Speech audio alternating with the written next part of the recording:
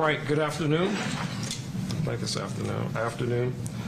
And thank you all for coming out, and to community members who are watching this, thank you for joining in. You know, over the past year and some change, we've had some significant events that occur in Washington, D.C., January 6th being one of the most significant events, but also the sniper case that we had here recently. So I want to take time, explain to people who are seated with us today, want to take time out to really kind of talk a little bit more in depth about this case, where we are. We have Detective Branson, who is the lead investigator on this case, who's here to answer questions as we walk through this slide. We have Commander Bedleon, who is on the scene, who's the 2nd District Commander. And we have Director Carolyn Montagna, who runs our Joint Operations Command Center. And she will be, she runs a lot more than just that, but she will be, she was also very instrumental in this. So we have some slides that we're going to talk about. But in addition to that, we've also sent out a number of photographs. And I will say that one of the things that we wanted to do in this space, I don't think we talk often enough about these things, and community members, you know, we kind of just move on to the next thing, and community members don't oftentimes understand like the why behind things, and we're still searching for that answer. But hopefully with some of these visual images that we're sharing, people will really kind of get an inside look of what we were dealing with on this dreadful day here in the District of Columbia. So I'm going to walk through some slides, there's some video, and then we'll open it up for questions for all of you guys. So here obviously is the location, and this is really kind of an overhead shot. Up top there you have the apartment building where our sniper was located at 2950 Van Ness, and below that you have the address for the Edmundburg School, which is right at 4101 Connecticut Avenue. We're going to move into the radio transmission from when this event first kicked off. One of our off-duty officers who was working at the school, Officer Peterson, was the officer who initially called this who initially called this in to dispatch to send additional units to assist.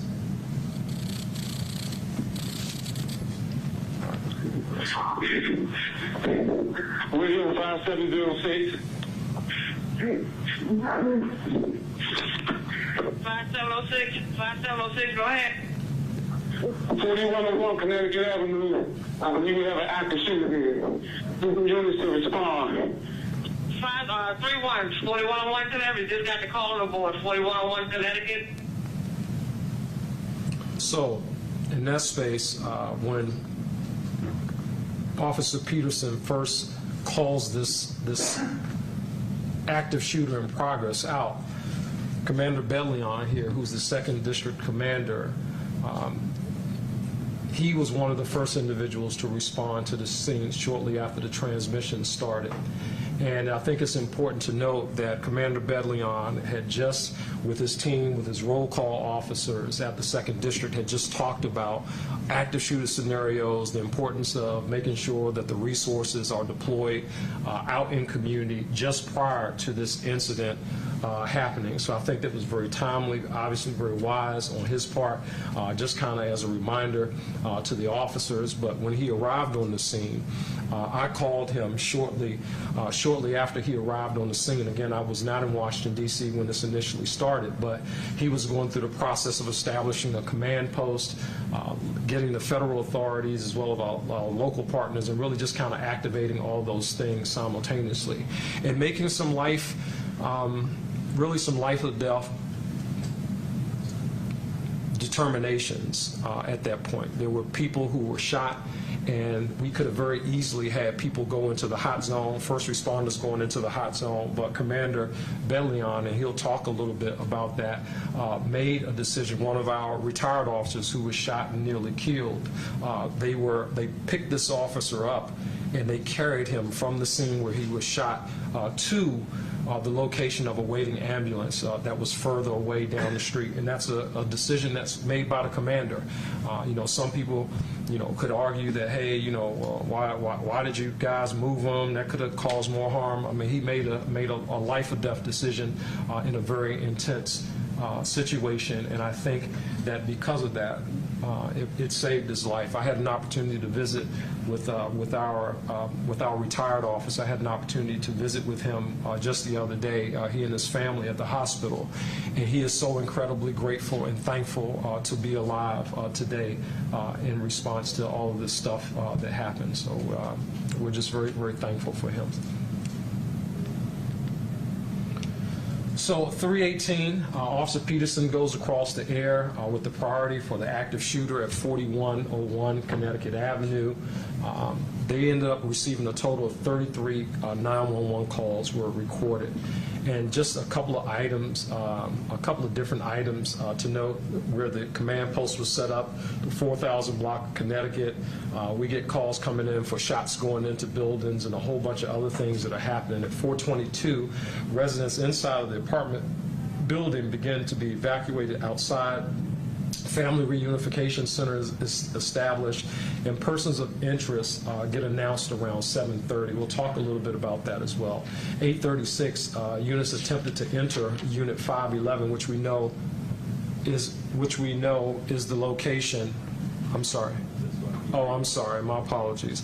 At 511, we know that the 511 was the apartment that our officers ultimately end up entering, and as they were entering that location was barricaded. You guys have heard me tell the story about that. The location was barricaded with a refrigerator at the front door. In addition to the barricade of the refrigerator at the front door, there was also a camera that was inside of the hallway, facing down the hallway, that was able to see responding officers as they were making their way to this location.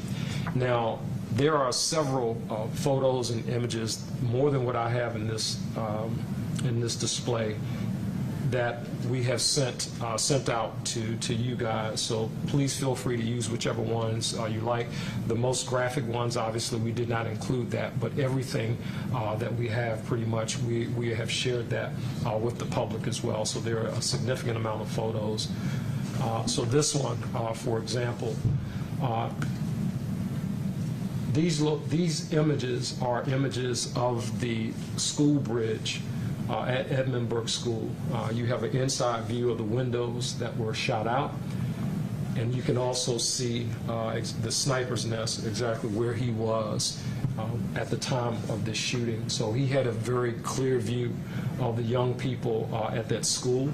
He had a very clear view of the people as they were traversing across, and very clear view of everything that was happening just below where his apartment was. Not long after we had the shooting, we started receiving information through different analysts who were checking for information, and also people in community who started to forward information. And not long afterwards, we received this posting here, and we tracked the IP address for this individual. And Mr. Spencer did not try to shield his identity. He did not try to he didn't try to do anything to disguise who was actually behind this. So as these posts here started popping up, obviously the Metropolitan Police Department, you see that's 3:30 around that time when he started posting, 3:30, 3:36. It was not long after that when we started really kind of tracking this information to really get to confirm who in fact we were dealing with. So his IP address, everything was there, everything. He was identified as the leaseholder. Additional tips started coming in through community, and we certainly appreciate that You guys have seen the image before of Mr. Spencer. We put that image out to the public as soon as we could. Again, that was a decision point for us. And that decision was made for a couple of different reasons. We had heard from some in community that Mr. Spencer was potentially seen in community after the shooting, and we didn't know whether or not he was still inside of the location or if he was actually out and about in community. So as a result of that, this determination was made to get his image out to the community so that if he were out there, one, we wanted people to report it, but the risk in that was, him being on the other end and knowing what we know at that point. If he's seeing his image on the TV, really kind of knowing that MPD is starting to, and now other federal partners are starting to zero in on his location, exactly where he is. This next image here are some things that were taken from inside of Mr. Spencer's apartment, but in addition to that, shortly before midnight on the 21st, we know that Mr. Spencer took a ride share from Fairfax County, Virginia, to the Van Ness residence, the Van Ness address. Both of these locations very sparsely decorated, not a lot of furniture or anything like that in there, just basic necessities, if you will, inside of the apartment. But this image here to the right is Mr. Spencer coming through. It's a surveillance video of him at about 12:43 a.m. And we believe inside of the suitcase that he has there are at least some of the firearms that Mr. Spencer was in possession of.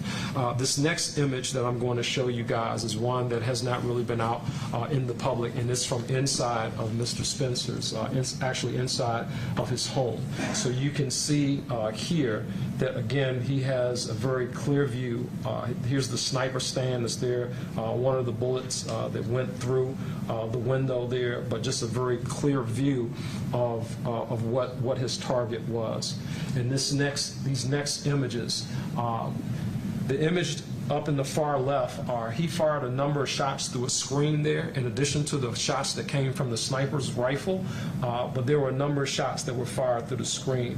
One of the handguns with the extended magazine there, that's in that middle picture, and then those firearms is just as they were. You look to the top up in the right, you see like it has like a green sheet or something. That's the bed, the sniper's bed that he had. Again, and this was, those are not our desk in there. With those are all things that are originally just as they were taken as a result of what MPD found. And you look at the bottom pictures, you see a number of shell casings, you see another number of bullets. Those are very similar, obviously, in terms of caliber. What bullets were fired from the sniper's rifle. And again, he had several of these rifles laid out on the table, and they were certainly ready to go.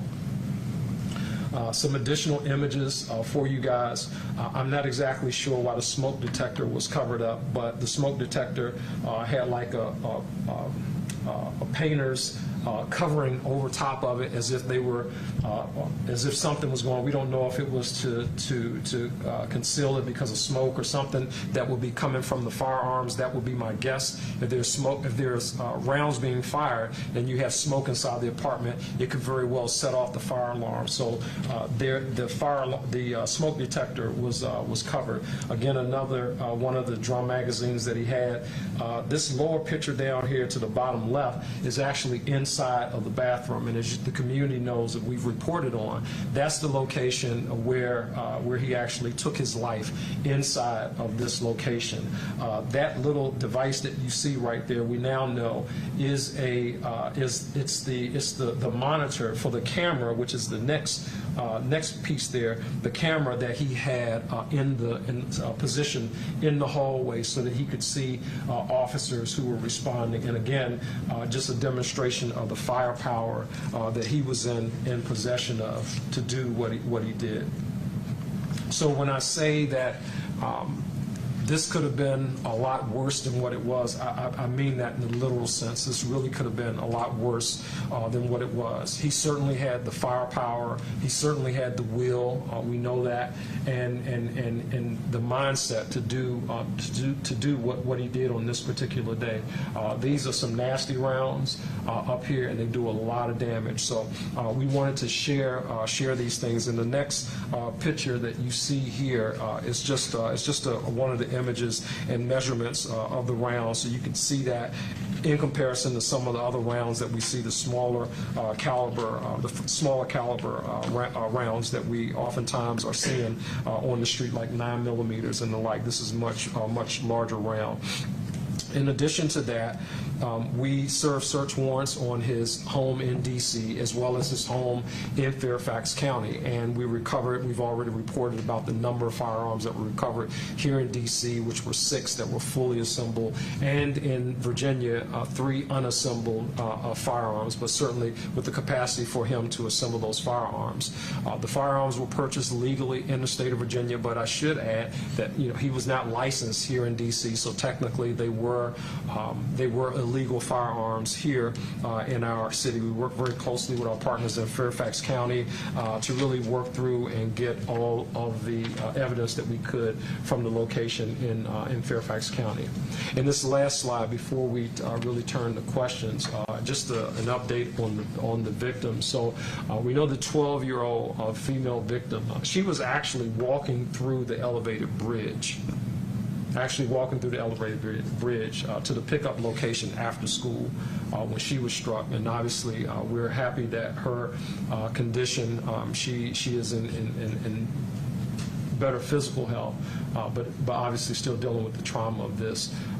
The 56-year-old male retired police officer, he remains in the hospital. As I said, I went to visit him recently, and he is doing much better and appears to be coming out of the woods, so we're happy about that. The 47-year-old female, in this case, she was sitting in her vehicle outside of the school at the pickup location when she got struck and was treated and released. And then there was the 63-year-old female who had a slight graze wound. She was treated on scene and released. So those are the formal slides, and then I'm getting ready to just really kind of turn it over to the team very briefly for them to make some brief comments. Again, normally this is not something that a space that we've operated in where we talk so openly about cases, but I think it's important, again, for community to really kind of see the depth of this investigation, what we were dealing with, and there's still a lot of things that we don't know yet. For example, his financial means. We know that he racked up a significant amount of debt on credit cards, thousands of dollars worth of debt on credit cards, to purchase things that he purchased. We know what the last thing that he ate before this incident happened. We know those things. But in terms of some other things with respect to him, we are still tracking down that track. We know that he separated from his family at least a year prior to this and really had not really been in contact with anyone. We know that he didn't have, we're not really finding any friends. And so when you say a true loner, this individual, at least for the last year or so and prior to that, really defines a loner in my view.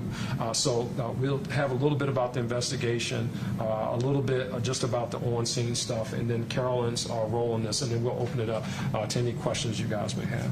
So I'll turn to Josh, and Josh, anything that you want to just kind of talk about in terms of how the investigation is going.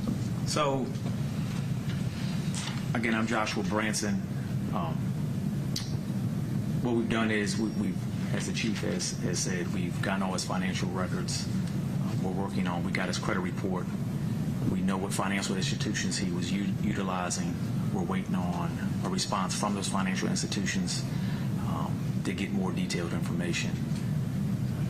We're attempting to, we have not found his cell phone, but we do have his phone records, so we're going through all that. We've attempted to speak with the majority of his neighbors. Those who were willing to speak with us didn't know him, and therefore they've never seen him with any friends. They've never known him to have any company as apartments. So right now on that front, we don't have any friends. So if anyone, in the public eye knows this individual, has had conversations with them, feel free to come forward and speak with us.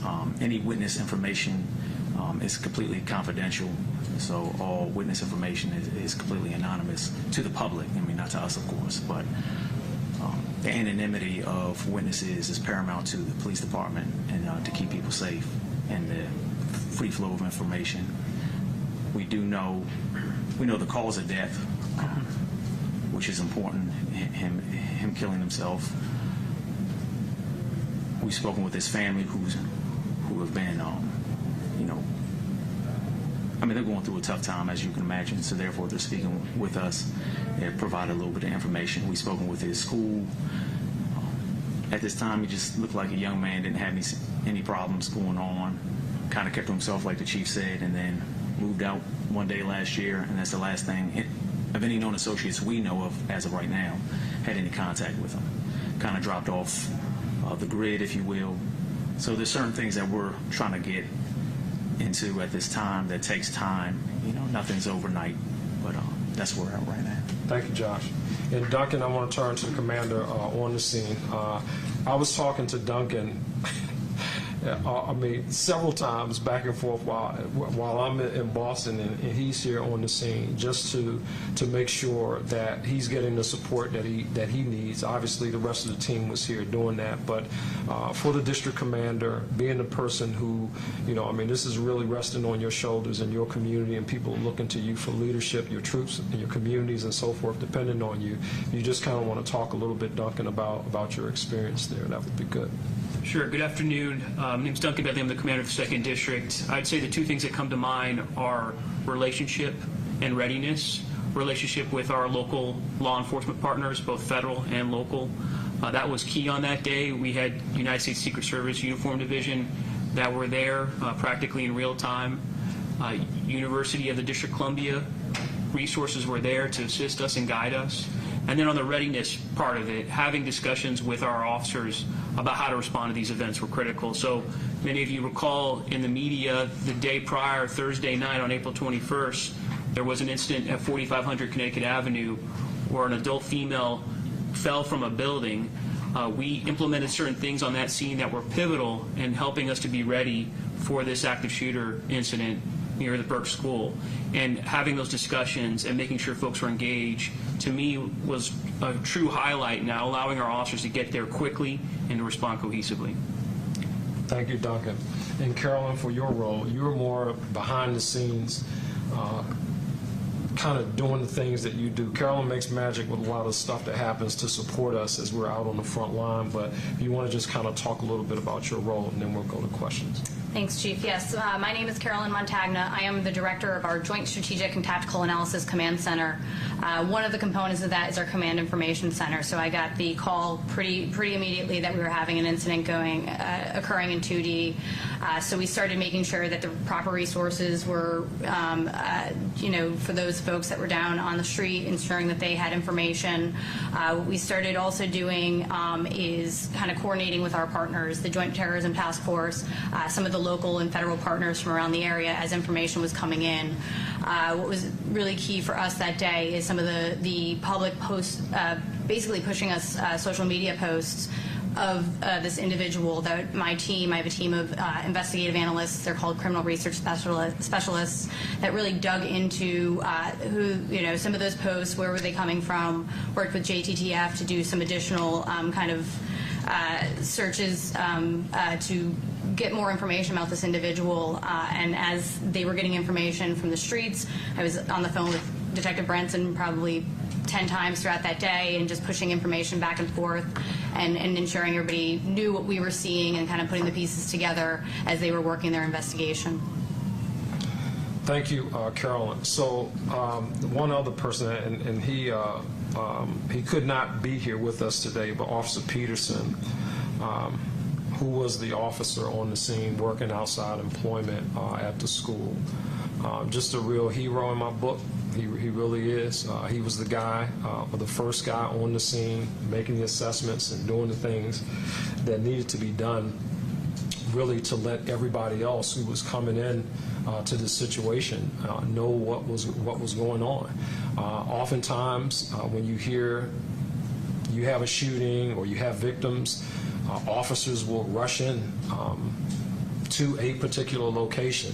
And had they rushed in to this particular location, I don't even want to imagine how many police officers or first responders we might be talking about right now had they rushed right in. So that collected, coordinated effort between the supervisors and the managers that were on the scene, the tactical folks that were on the scene, and a community member. A special shout out to a community member, and he knows who he is, but it was a community member who pointed out, I think the shots are coming from that particular location there. And we were able to put snipers in place to really lay eyes on where the location was. And once we were able to lay eyes on that, our Secret Service teams, our MPD SWAT team was able to get really laser focused in on a particular unit. And that really helped us. The timely information, that timely support that we got from community was critical in identifying the location where this person was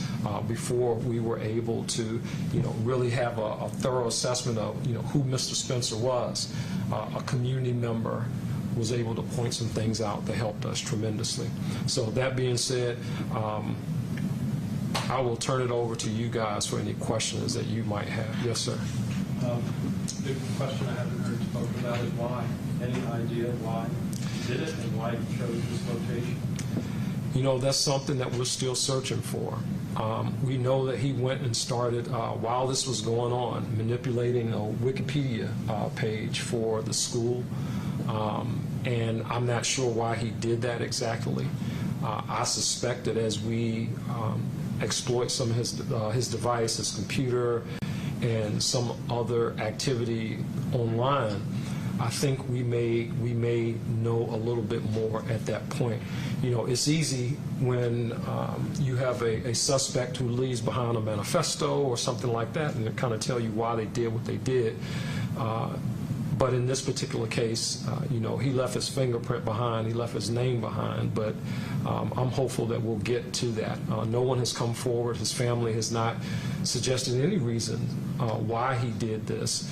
And I've talked to some parents up at Edmund Burke School, and when I have to look a parent in the face and try to answer the question for them, like, Chief, is it safe to send my kid back to school? Do we know why? And I wish I could tell them I knew exactly why, but I honestly, I don't know that answer yet. But we're not going to stop until we find out why. And I think that the more we can talk about the story, again, this is Washington, D.C. A lot of times things happen and we just kind of move on with life. But I think it's important to continue to tell the story and talk about it. And hopefully, as we talk about this, if there are people out there who have interacted with him or had communication with him, that someone may come forward and share some information that might help us get to that why. So thank you for the question.